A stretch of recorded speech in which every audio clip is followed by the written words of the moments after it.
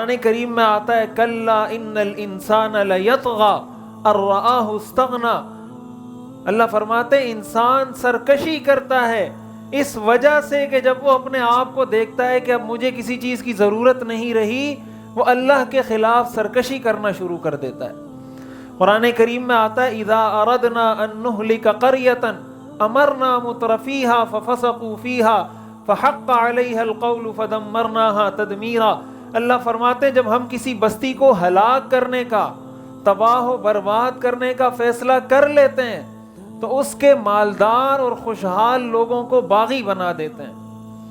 امرنا مترفیہا ففسقوا فیہا، پھر اللہ فرماتے ہیں فحق علیہا القول، پھر ان پر ہمارا عذاب آ کر چپک جاتا ہے، لگ جاتا ہے، فدمرناہا تدمیرا، تو ہم تباہ و برباد کر کے رکھ دیتے ہیں۔ بہت زیادہ مالداری، اگر اللہ سے تعلق کمزور ہو، مالداری انسان کو سرکش بنا دیتی ہے۔ ضروری نہیں ہے کہ ہر مالداری انسان کو سرکش بنائے، بہت سے مالدار بہت نیک بھی ہوتے ہیں۔ اصل دار و مدار یہ ہے کہ آپ کے پاس، جیسے کہا جاتا ہے نا کہ مال ایک مال ہے، ایک مار ہے، مار سانپ کو کہتے ہیں فارسی میں، مال اور مار، کہ اگر آپ کے پاس مار آ گیا سانپ اور منتر نہیں ہے تو وہ سانپ آپ کو نقصان پہنچائے گا، اور اگر مال آ گیا اور مال کا منتر نہیں ہے تو یہ مال بھی آپ کو نقصان پہنچائے گا، آپ کو ڈسے گا، اور مال کا منتر اللہ کے ساتھ تعلق ہے۔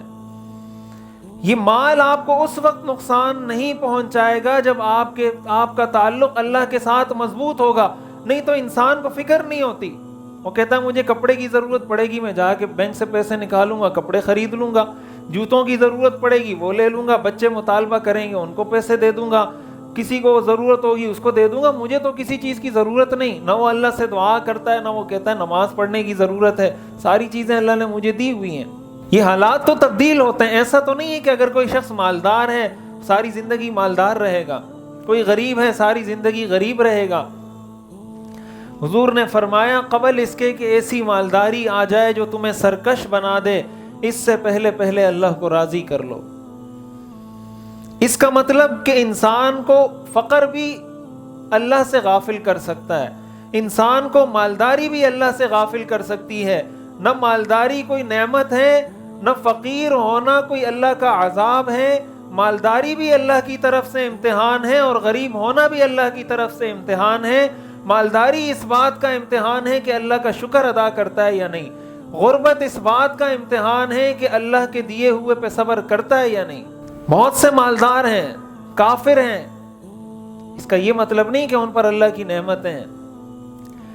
قرآن کریم میں آتا ہے نبلوکم بالشر والخیر فتنہ، ہم تمہیں شر اور خیر دونوں کے ذریعے آزماتے ہیں، شر کے ذریعے بھی آزماتے ہیں، خیر کے ذریعے بھی آزماتے ہیں، مال دے کر بھی آزماتے ہیں، مال لے کر بھی آزماتے ہیں۔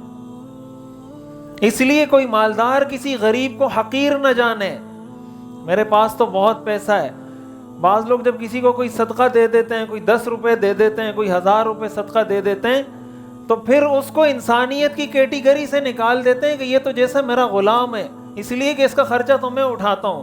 تو تیرا خرچہ تو اللہ اٹھاتا ہے، جس دن اللہ نے خرچہ بند کیا کیا کرے گا پھر؟